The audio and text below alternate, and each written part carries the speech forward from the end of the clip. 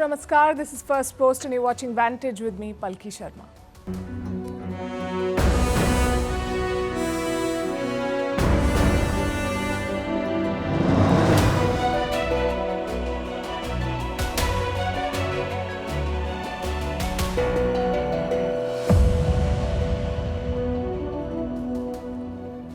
It's like Donald Trump wakes up and chooses war every day. The latest target is the ICC, that's the International Criminal Court. Trump has sanctioned it, saying it is anti-US and anti-Israel. Now, the ICC has a lot of problems, but not the ones that Trump is complaining about. We'll discuss that. Meanwhile, his best buddy, Elon Musk, is slipping in popularity among Republicans, and the Democrats are upset about his conflicts of interest. We'll tell you what the White House says. In India, the central bank has cut interest rates for the first time in 5 years. We'll discuss what that means for you. The Defense Ministry of India has scrapped drone deals over the presence of Chinese parts in the drones. Also in focus, how Trump's deportation drive has hit Indian students who are in the US legally. How India is trying to get fifth-generation fighter jets. Why a top economist says Bitcoin will go bust. Where India ranks in the Global AI Leadership Index, how space changes the human body, raising concerns about travel to Mars, and how Greece has declared an emergency after 8,000 earthquakes shook the island of Santorini in the last 1 week. All this and more coming up. The headlines first.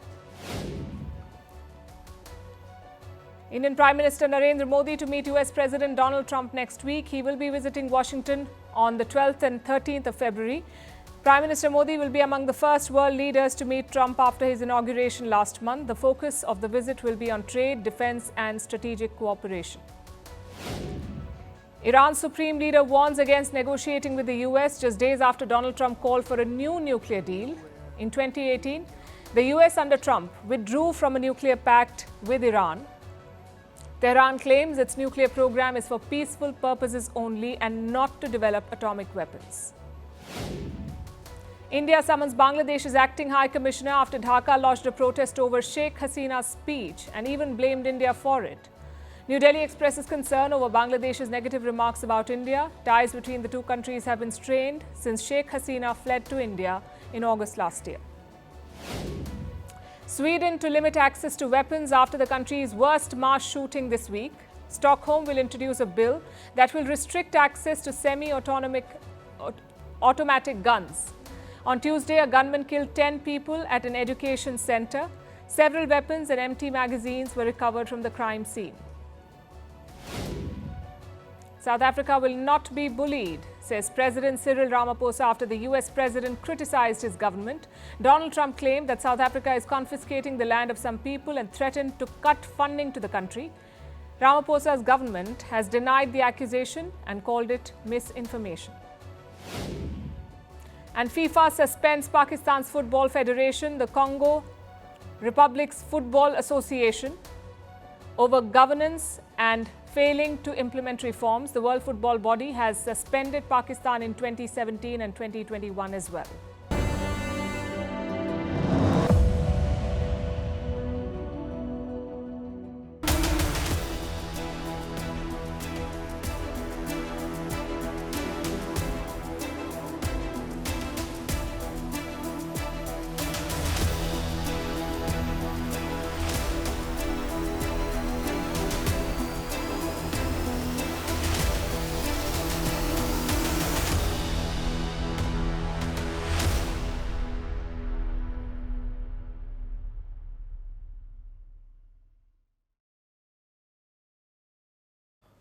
Another day, another fight for President Donald Trump, this time with the ICC, that's the International Criminal Court. This is a global judicial body. It investigates the worst crimes of the world, like war crimes or genocide or forced starvation. Sounds like the good fight, but Trump is against them. He has announced sanctions on members of this court. Their names are yet to be revealed, but the impact will be massive. No travel to the United States, no access to US assets, and no financial transactions to America. That will be the impact of this move. But why is Trump doing it? Let me quote the White House statement. This is what it says. The ICC has engaged in illegitimate and baseless actions targeting America and our close ally Israel. The ICC has, without a legitimate basis, asserted jurisdiction over and opened preliminary investigations concerning personnel of the United States.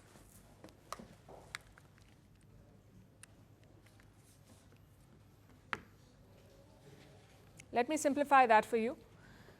Trump says the ICC is unfairly targeting the US and Israel, though they have no legal basis to do so. You see, the ICC's powers come from a global treaty, the Rome Statute of 1998. If you sign that statute, you accept the ICC's jurisdiction. If not, you're not bound by the court. More than 120 countries in the world have signed the Rome Statute, but a lot of big powers have not.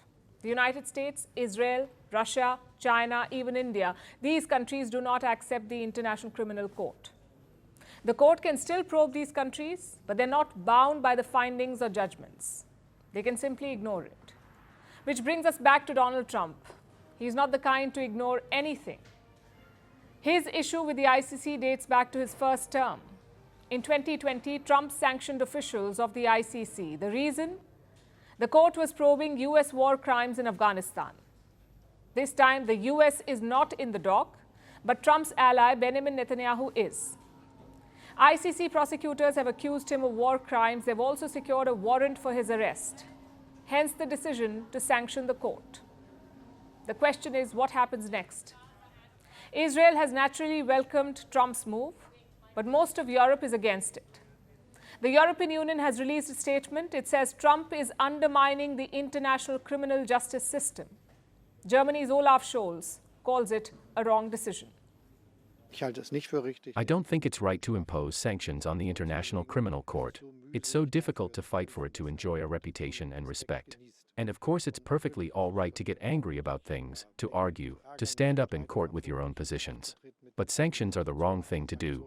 They are jeopardizing an institution that is supposed to ensure that the dictators of this world cannot simply persecute people and start wars. The ICC has also condemned it. They are promising to stand by their officials. They've also said that their work will continue. Now let's zoom out for a moment, away from the politics and the reactions. How will this affect our world? Are agencies like the ICC required? For starters, this is not an isolated move. Donald Trump has pulled out of multiple treaties and agencies, like the Paris Climate Accords, the World Health Organization, the UN Human Rights Council, and the UN Aid Agency for Palestine. He's walked out of all of these. He says these bodies are all anti-American, and it is part of Trump's new isolationism. No to global agencies, yes to invading neighbors and occupying Gaza. That's what he's doing. Now, this selective isolationism will have consequences, especially on funding. The US is the biggest contributor to the United Nations. They make up 22% of the overall budget, 27% of the peacekeeping budget, and 47% of the population fund programs. These focus on childbirth and reproductive health.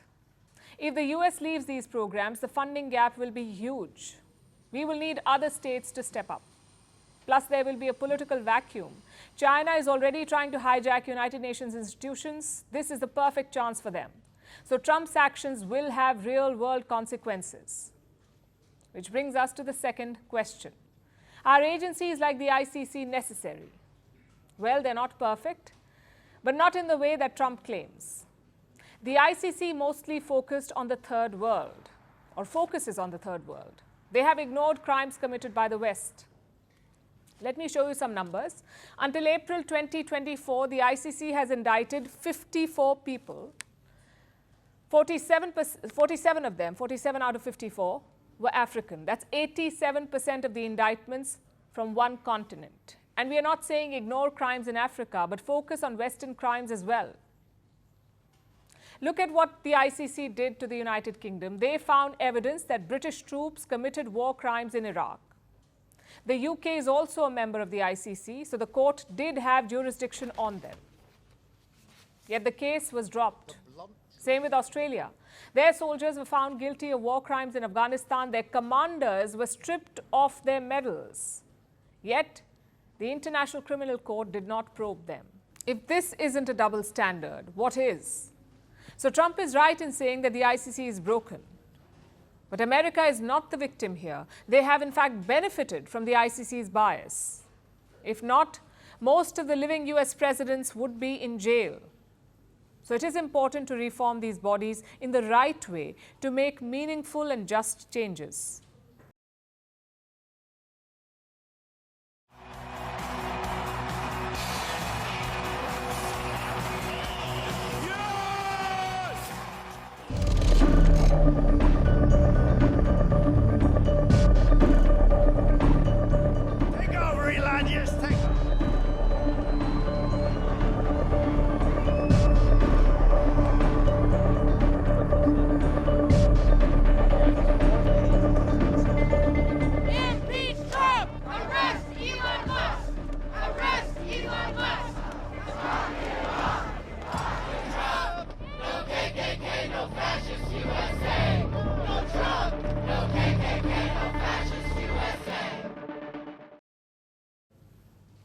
What is conflict of interest?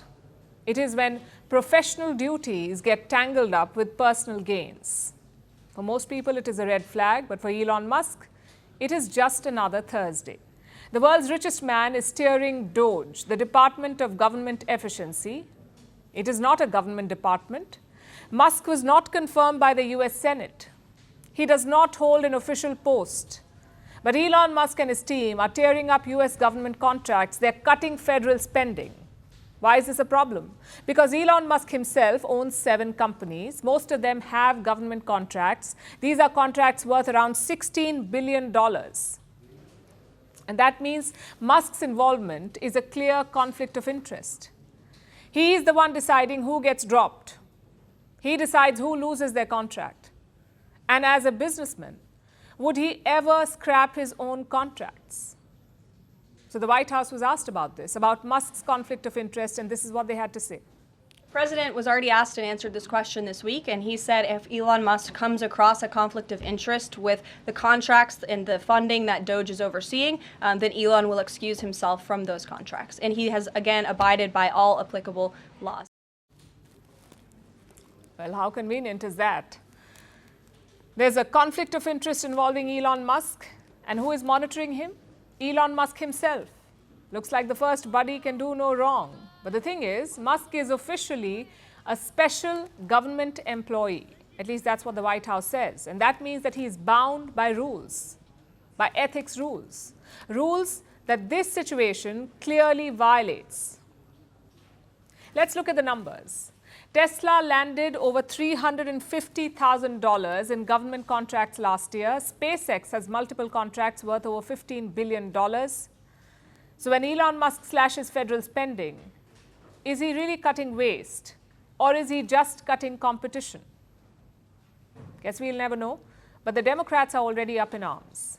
Elon Musk has absolutely no business handling the personal information of American taxpayers, period. For an unelected billionaire to have full access to Americans' personal tax and Social Security information is not only an egregious violation of privacy, but it is illegal under Section 6103 of the Internal Revenue Code. Constitutional overreach or violation of the law, take your pick. What I know for sure is that my constituents are upset. So the Democrats are not happy. What about the Republicans? Well, turns out they're not thrilled either. A new survey shows how quickly things have shifted. In November, 47% Republicans wanted Musk to have a lot of influence in the government, 29% wanted him to have a little influence, and 12% did not want him at all. And this was 2 months ago, November 2024. Now, a new survey has been conducted, and look at how the sentiment has shifted in this time. Now, only 26% Republicans want Elon Musk to have a lot of influence, 43% want a little influence, and 17% want him out. They're raising red flags over the influence of Musk and DOGE, over conflicts of interest, over access to classified information, Musk's billionaire status, and the overall overreach. Looks like his political stock is not just dropping, it is crashing. And he isn't the only problem here. it's also the team that he's hired.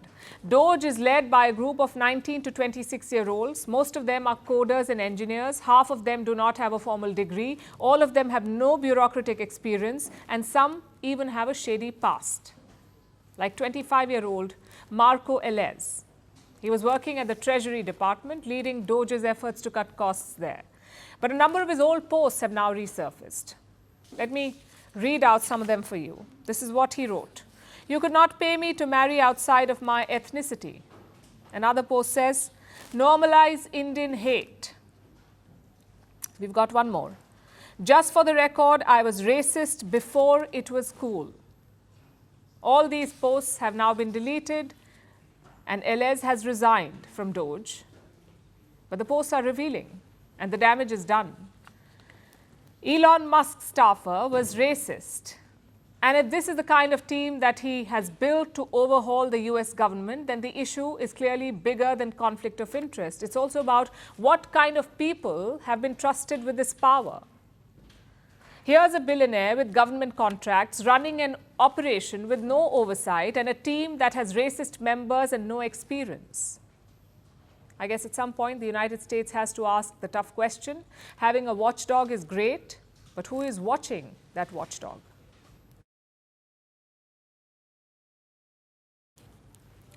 Let's turn to India now, where the Reserve Bank announced a major move today. It has decided to cut interest rates to boost growth. And that too for the first time in 5 years. The decision was announced by Governor Sanjay Malhotra. He took charge in mid-December.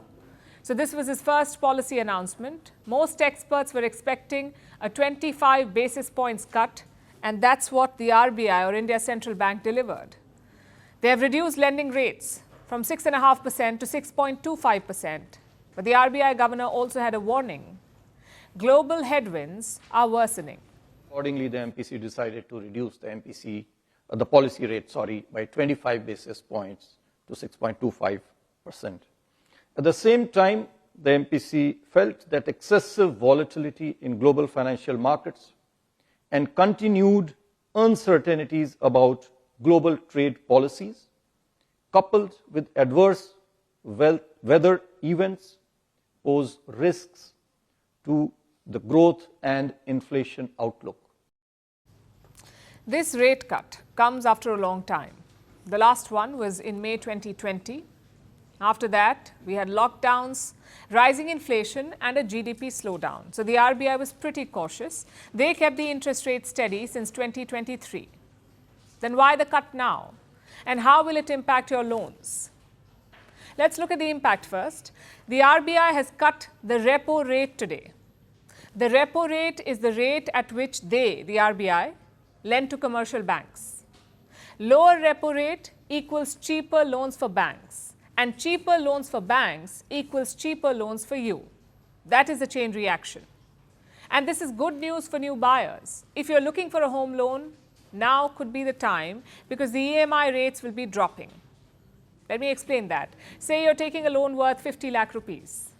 The repayment time is 30 years. Let's assume the old interest rate was 8.75%. Then your EMI was 39,335 rupees. That's how much you had to pay every month. Now cut 25 basis points from this rate. Your new interest rate will be 8.5%, and your new EMI will be 38,446 rupees. That's a drop of 2.2%, although not everyone will get this relief. Your loan must have a floating interest rate.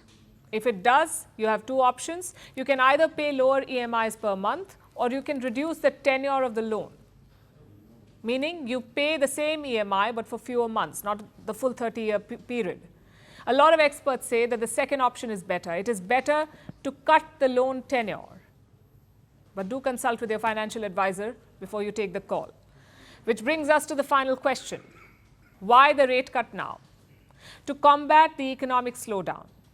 India's recent GDP numbers have failed to impress. In the second quarter of this year, growth was just 5.4%. The year before, it was 8.1%.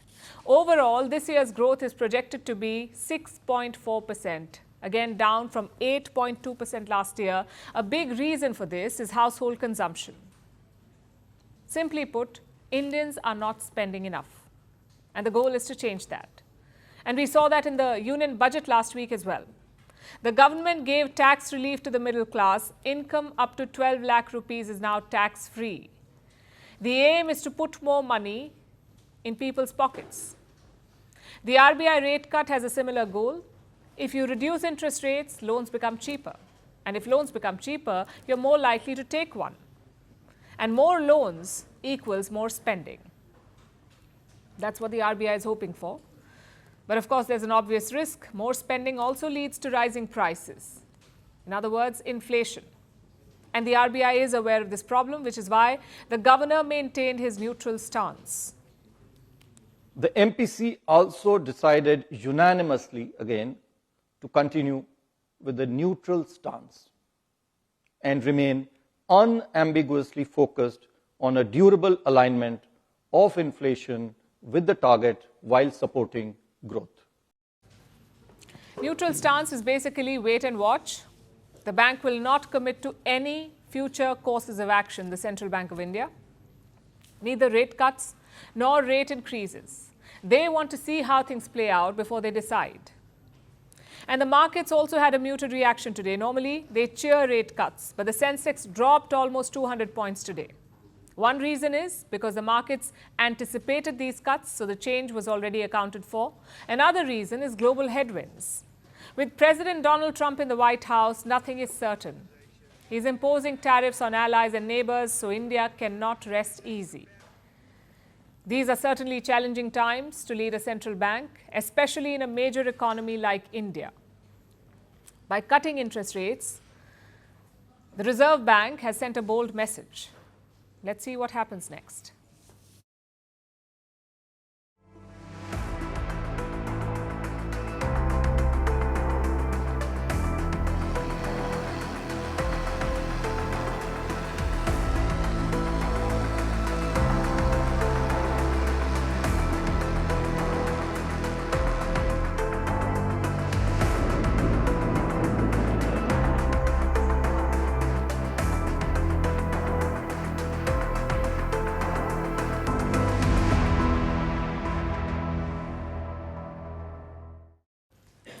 Our next story is about defense, about India's drive to mobilize drones at the border. This drive has hit a snag. India's defense ministry has had to cancel a deal. Reports say it was an order for 400 drones. That order has been cancelled. The reason? The drones were found to contain Chinese bots. Let's look at the details. Here's what we know. 400 drone deliveries were reportedly cancelled. They were all logistics drones. These are usually the quadcopter kind, like the ones used by Amazon and other e-commerce platforms to make drone deliveries. As the name suggests, they're used for logistical support, to fly things like ammunition, medicine and other supplies to remote areas. Now, in India's case, the drones were meant for operations along the LAC, the line of actual control, the de facto border between India and China. Now, what's the bare minimum you would expect here? Knowing that these drones were heading to the India-China border, they should be China-proof, right? The drones should not have any vulnerabilities to Chinese hacking. That is the minimum expectation. But unfortunately, the exact opposite happened. India discovered that these drones contained Chinese components, potentially giving Beijing a backdoor into the drones. And here's how the vulnerability was discovered. India has been buying logistics drones for a while now. One supplier is a Chennai-based firm called Dhaksha Unmanned Systems. It has supplied drones in the past. Their previous batch has been in use, but 2 incidents took place last year. The first was at the LAC in eastern Ladakh. One drone refused to take off. That was the first incident. The Indian Armed Forces assumed that it was a malfunction, but they investigated it. Then a second incident took place last August. This was along the India-Pakistan border in the Rajouri sector. The Indian Army lost control of one of the drones. It flew off into Pakistan-occupied Kashmir. And the Indian forces could not explain it. That is when a crackdown on the drones began. India put on hold acquisitions from Daksha Unmanned Systems to investigate its supply chains. And now it seems that 3 orders have been cancelled, plus India's Defence Ministry is updating its security procedures. A stringent mechanism is reportedly being put in place to ensure that no Chinese components or electronics are used. Remember, India already has a domestic requirement for drones. The manufacturers have to be Indian entities, and they are given preference based on the amount of indigenous components used. However, there is still some scope for foreign components, and this loophole seems to have been exploited. Indian firms using Chinese drone components is inexcusable. We've had directives in place for this since the year 2010 about Chinese parts in Indian security equipment. But the global drone sector is heavily reliant on China. Beijing controls 90% of the world's commercial drone supplies, 90%, and 70% is controlled by a single Chinese company, SZDJI Technology Co. Limited, or simply known as DJI. They control 70% of the global commercial drone market. Parts, electronics, engines, you name it, they sell all of it. And with such dominance, the cost advantage is tangible, so firms tend to opt for Chinese parts. But India should have zero tolerance for this. Despite all the talk of normalizing ties and resuming flights, this is defense. It should be non-negotiable. You cannot allow a potential enemy state to have a backdoor into your equipment. Hopefully, India's private defense manufacturers understand this, and this debacle is not repeated.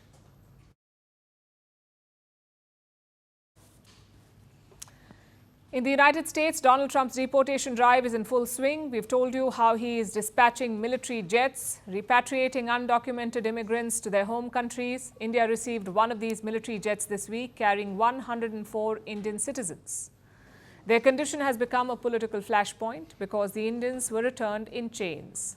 New Delhi has raised this with the US, but there's already another issue that is brewing, that of legal Indian immigrants facing additional scrutiny, especially students who are in the US on valid visas. Reports say these students are also getting swept up in Trump's deportation drive. They're facing additional checks from US authorities, and any misstep could lead to their ouster as well. Our next report has more. How does someone identify an undocumented immigrant? What sets them apart from people who enter a country legally? Often, it's just their documents. A legal migrant from India won't look very different from an illegal one. So, how are US authorities separating the two groups? Apparently, they are targeting everyone. Anyone who looks different is at risk. This includes students from India, people who painstakingly got admission into an American university, who paid their dues and received a coveted F1 visa, allowing them to enter the US as a full-time student and try and achieve the American dream the right way. These students are facing a crackdown. They are now subject to intense scrutiny by agents from the US Immigration and Customs Enforcement, or ICE, or from US Customs and Border Protection, USBP. Reports have started coming in about how Donald Trump's deportation drive is putting pressure on Indian students. The students all have similar complaints. Uniformed officers have started stopping them more often, demanding their documents like their student IDs, and the checks seem targeted. They aren't taking place near college campuses. They are taking place at grocery stores, gas stations, and restaurants, the places students go to work part-time jobs. Therein lies the dilemma. Most students are in the US on an F1 visa. They are only allowed to work for 20 hours a week, that too just on-campus jobs. But living expenses are high in the US, so students often take other part-time work to pay the bills. Strictly speaking, this is illegal. It could be used as an excuse to deport the students. So the fresh vigor of the raids by US authorities raises some questions. Is Trump's deportation drive really looking to target hardened criminals, the worst of the worst, sent to the US from prisons or mental asylums? Because that is what Trump had claimed before winning the presidency. He said that he would start deporting criminals from day one. So, are all of them out of the US already? And we will begin the largest deportation operation in the history of the United States. Is that why his ICE agents are now shaking down Indians at grocery stores? Are Indian students, who are trying to make ends meet, the worst criminals left in the US? Or is Trump's deportation drive taking a different turn? An overtly racist one, where everyone who looks different is a target. It seems that US officials are looking for any excuse to round up people and deport them. What other explanation is there for interrogating teenagers working part-time at a restaurant? Because this is not targeting illegal migrants, but harassing the legal ones who are simply chasing the American dream.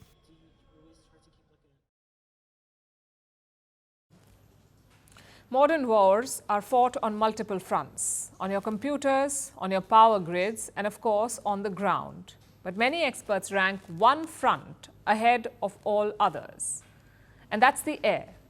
Air supremacy is central to modern wars. But is India ready for it? Look at what happened on Thursday. An Indian Air Force jet crashed in the state of Madhya Pradesh, a Mirage 2000 fighter plane. Thankfully, both pilots ejected in time. They have escaped with minor injuries. But what led to this crash? The Air Force says a systems malfunction.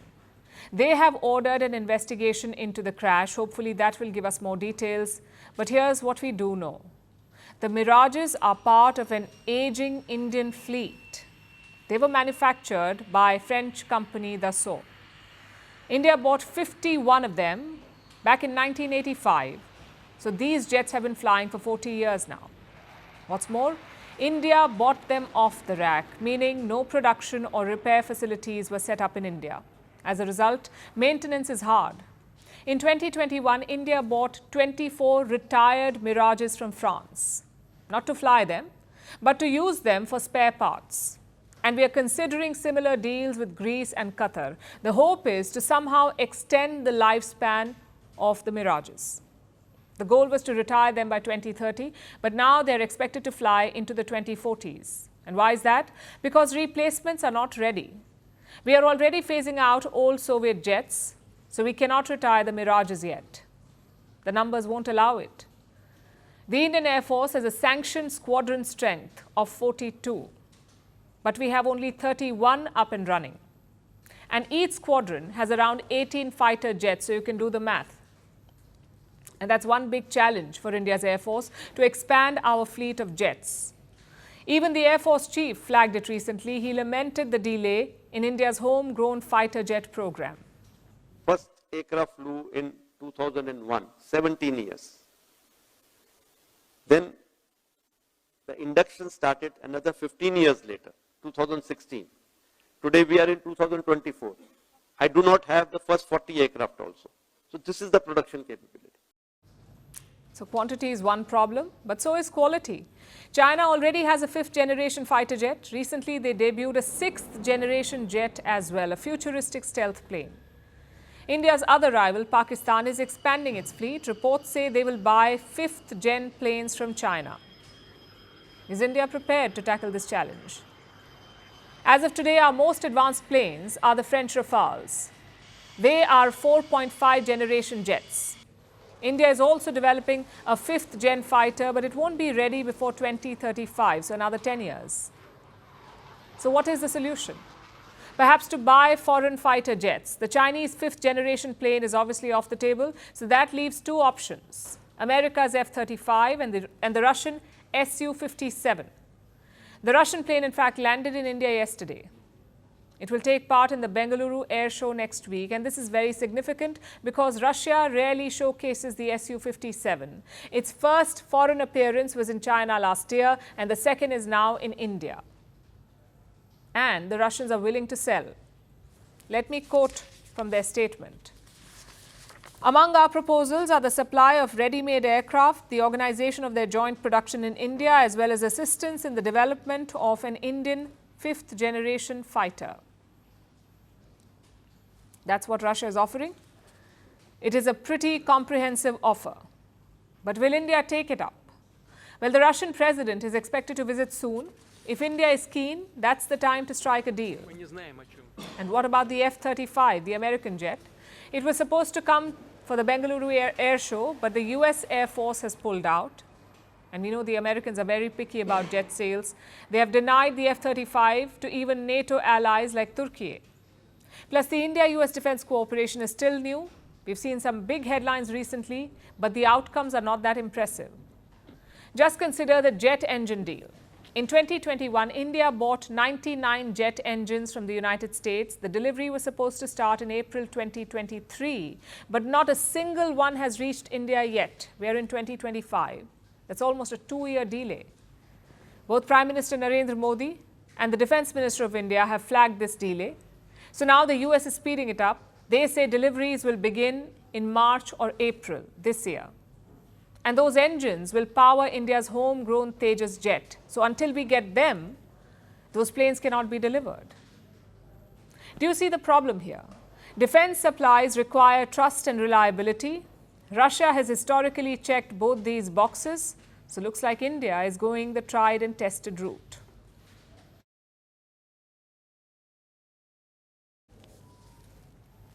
Will Bitcoin go bust? I'm not the one asking this, but a Nobel-winning economist is. His name is Eugene F. Fama. He's often called the father of finance. His theories have shaped how we understand markets today, and now he's making a bold prediction that Bitcoin is doomed. Not immediately, but within a decade, he believes it could collapse entirely. Why? Because according to Fama, Bitcoin breaks the fundamental rules of money. It lacks intrinsic value. And most importantly, it does not function as a stable medium of exchange. In his view, that makes it unsustainable in the long run. So is Fama's assessment right? Or is Bitcoin proving traditional economists wrong, one rally at a time? Our next report tells you. December 2024 was a massive month for Bitcoin.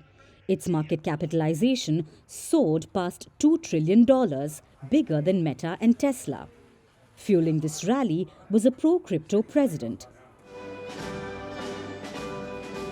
Donald Trump was heading back to the White House, so Bitcoin shattered records.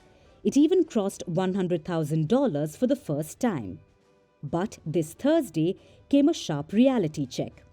Bitcoin plunged down 9% in a single day.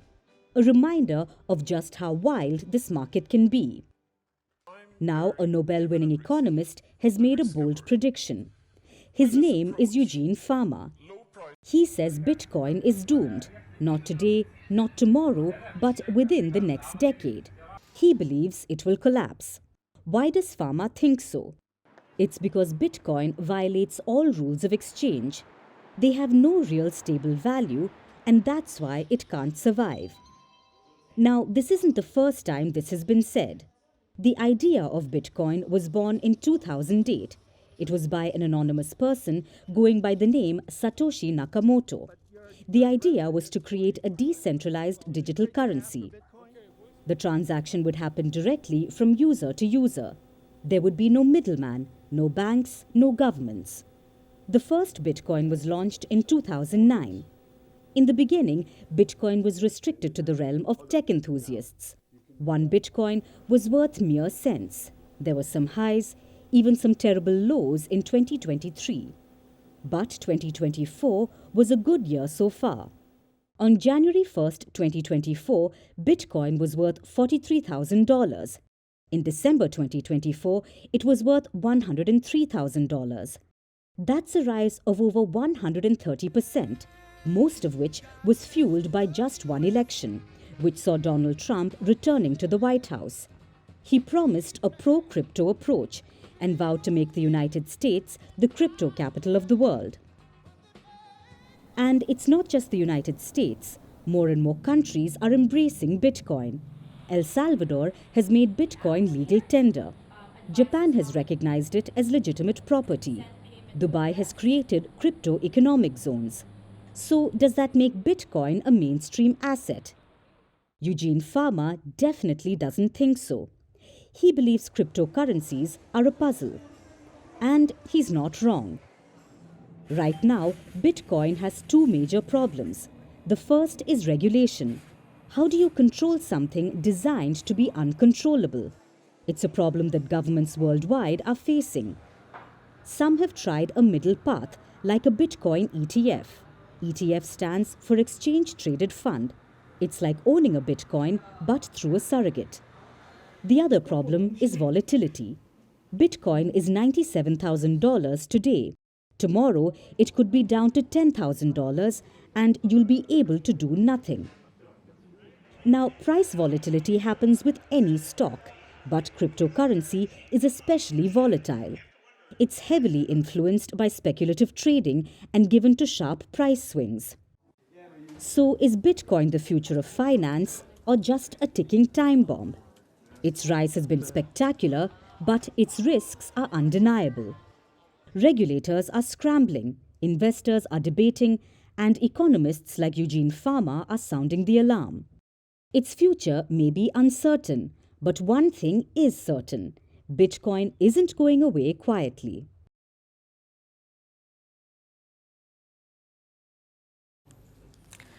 Next Monday will be a busy one for Paris. It is hosting the Artificial Intelligence Action Summit. France is the main host, India is co-chairing the event, and it's going to be a grand affair. World leaders, tech bosses, experts, journalists, activists, representatives from over 80 countries will be present. And what's on the agenda? To discuss the future of AI, the good, the bad, and the ugly.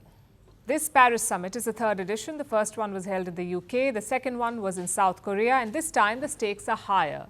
The focus will be on regulating artificial intelligence, fostering innovation, and shaping a future where AI benefits all. But who will lead the conversation? Let's show you this report, the latest Global AI Vibrancy Ranking. It shows where nations stand in the AI race. And a disclaimer here, this is based on data collected up to 2023. Obviously, a lot has changed since then. But let's take a look at who's on top and where does India stand. Topping the list is the United States of America. It dominates across multiple dimensions. The US leads in high-quality research, the production of cutting-edge machine learning models, and private investment inflows. Silicon Valley still remains the epicenter of AI innovation. They have a thriving startup ecosystem. According to the report, the US has a score of 70.06. But the lead is not unchallenged. There are concerns about data privacy and ethical implementation. Also, let's not forget about DeepSeek. It came towards the end of 2024, and it has challenged American hegemony since then. All of that is not reflected in these rankings. Nonetheless, China is second on the list. It has positioned itself as the fiercest competitor to the United States, but with a very different approach. China is all about state-backed initiatives. It leads the world in AI patent filings. It is also closing the gap in machine learning model production, so Beijing may lack in academic openness, but it makes up for it with scale and efficiency. Number 3 is the UK. I'm not quite sure why. And on the 4th position is India, a surprise contender in AI development. India has a young tech-savvy population and a booming AI sector and a booming IT sector.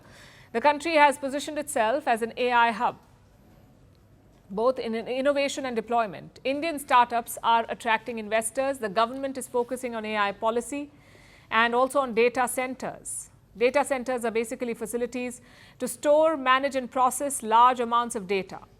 Data centers are the backbone of the AI economy. So India wants to capitalize on that. But it also has its own set of challenges. There are infrastructure gaps, low research funding, compared to the US and China, of course, and brain drain of the top AI talent from India. If India can overcome all these obstacles, it may establish itself as the next AI powerhouse. The future does look promising. There are also other emerging players like Europe, the United Arab Emirates, and Asian countries like South Korea, Japan, and Singapore. And let me also add here, the global AI race is not just a tech contest anymore.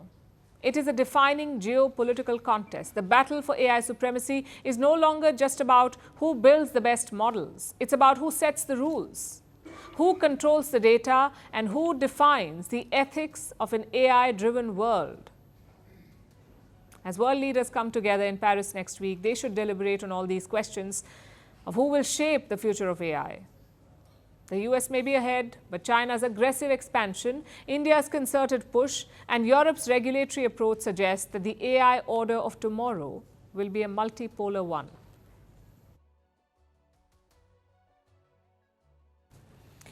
Picture this. You are in space. It is exciting and fun, but wait for it.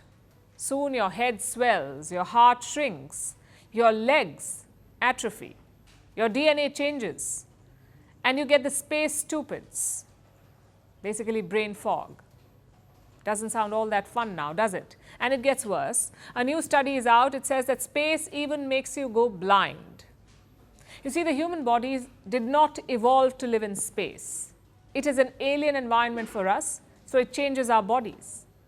And this could spell trouble for future missions, like missions to Mars, which will be longer and deeper into space. So is there a way out? Is it safe for humans to go to Mars? And why does outer space change the human body? Our next report tells you.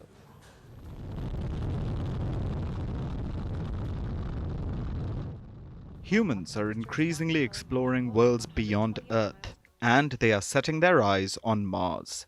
These will be longer missions, millions of kilometers away from home, with delayed communications, a lack of gravity, and exposure to radiation. So, before they go, scientists are trying to understand as much as possible about what this would do to their bodies. A new study is out. It says that 70% of astronauts who spent at least 6 months on the International Space Station experience major changes in their vision. But this is not news. In fact, 2 decades ago, when astronaut John Phillips went to the ISS, he was launched with a 20/20 vision. He was on the space station for about 6 months, but when he returned, his vision was down to 2100. Not everyone experiences such a severe change, but almost everyone witnesses a version of this condition. A typical human body is about 60% water. On Earth, gravity pulls the fluids down into the body, but space is zero gravity.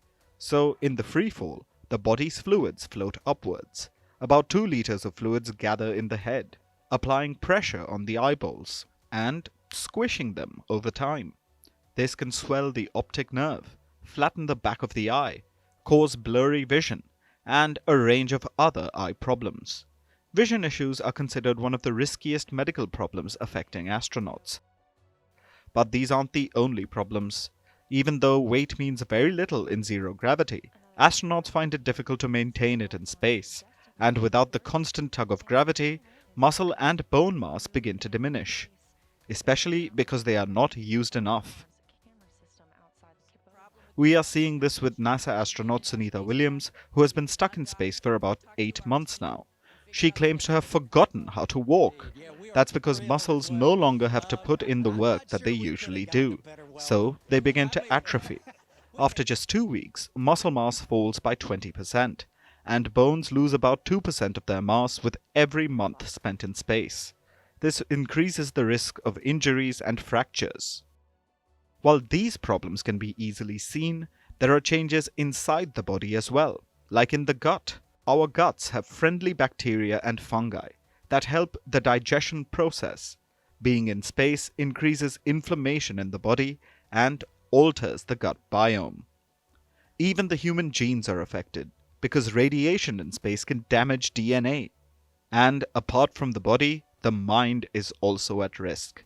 Space can do strange things to it, from feelings of disorientation to mood swings to warped thinking. These are often called space stupids. So there are mind-bending consequences to staying in space. Scientists fear that it could put future missions in jeopardy. As countries are planning to send crews deeper into the solar systems, they have to be careful about the seen and unseen problems that may come with it. For instance, a return journey to Mars is expected to take 1,100 days.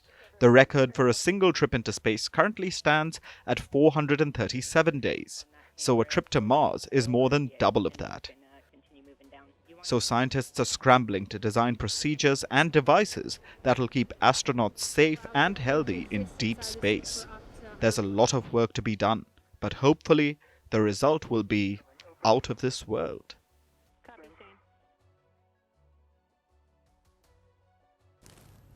Now let's turn our attention to Santorini. This is a Greek island and a popular tourist hotspot, but over the past week it has witnessed a mass exodus of tourists and residents due to the seismic swarm. That's what it's being called. Nearly 8,000 earthquakes have rattled the island over the past week. 8,000. Yesterday, the biggest quake so far rocked Santorini. It has reached a magnitude of 5.2. The authorities have declared an emergency and they're scrambling to prepare for the worst. Here's a report. 7,700. That's how many earthquakes have been felt in Santorini over the past week. Thousands of tremors have rattled this bucket list-worth Greek island and turned its Instagram-worthy villages into ghost towns.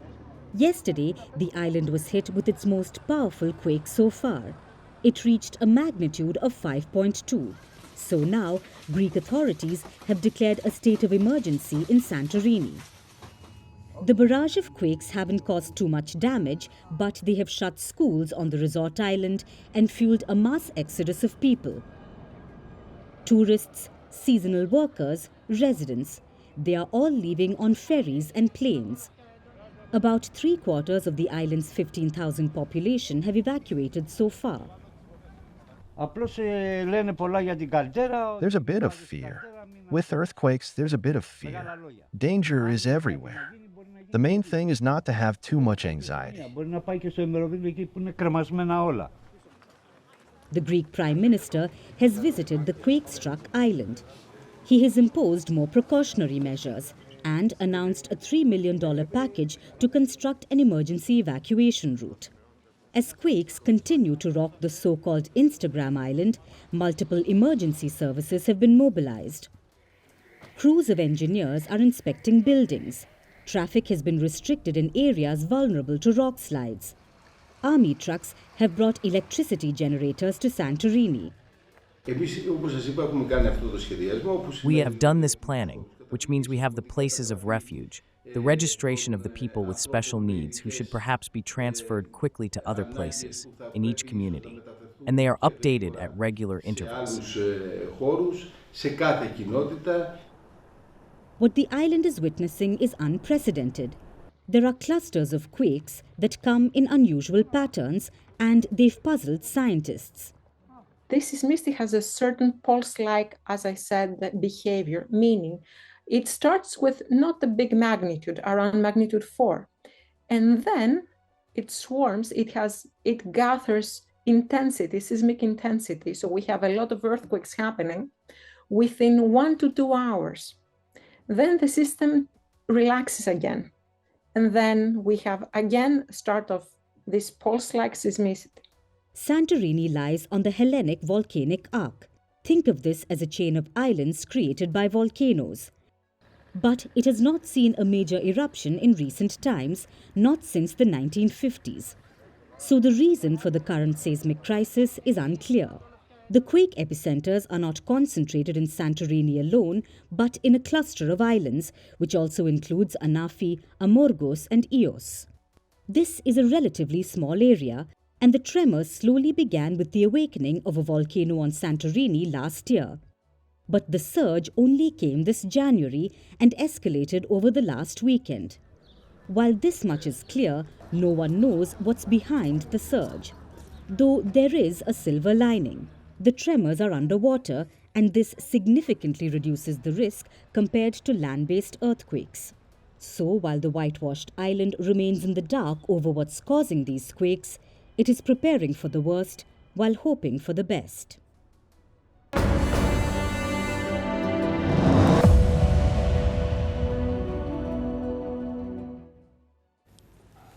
Today marks the beginning of Valentine's week, 7 days leading up to February 14th. Each day has a different meaning. Today is apparently Rose Day, tomorrow is Propose Day, and the day after is Chocolate Day.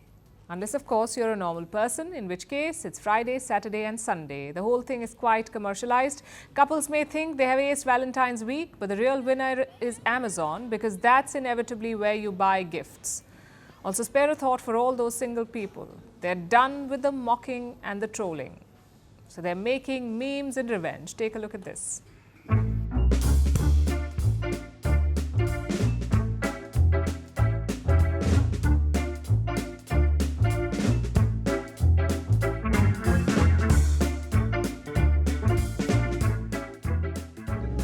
Valentine day से मेरा क्या लेना देना भाई, या मेरा ही लेना देना है वैलेंटाइन डे से?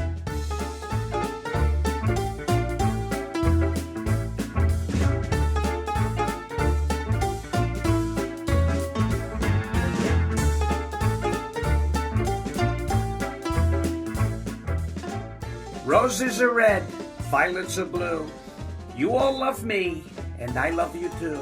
So this Valentine's Day, bring the love and the cheer, because Make America Great Again will win bigly this year.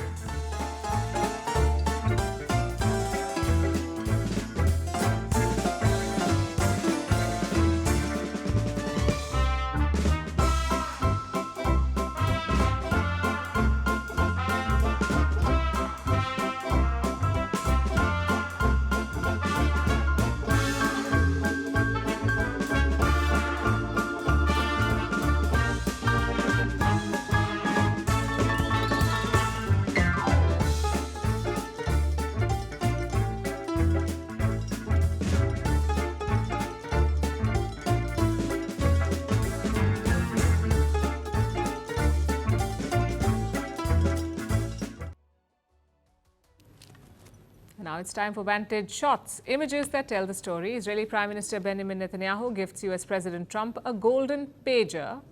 Protests break out in Jordan's Amman against Trump's proposals for Gaza, and a river in Argentina turns red, raising fears of contamination.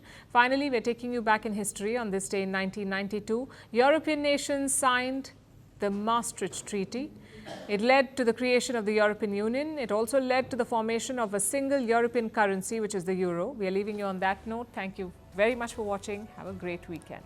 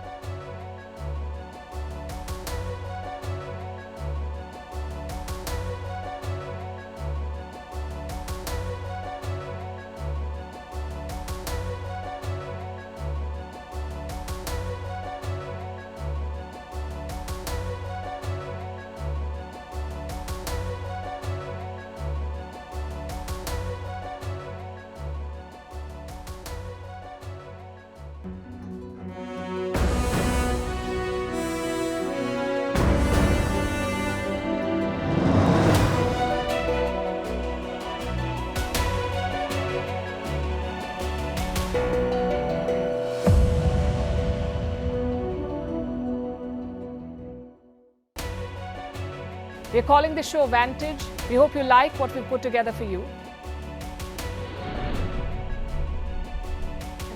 Touted as the minimum defense from that video.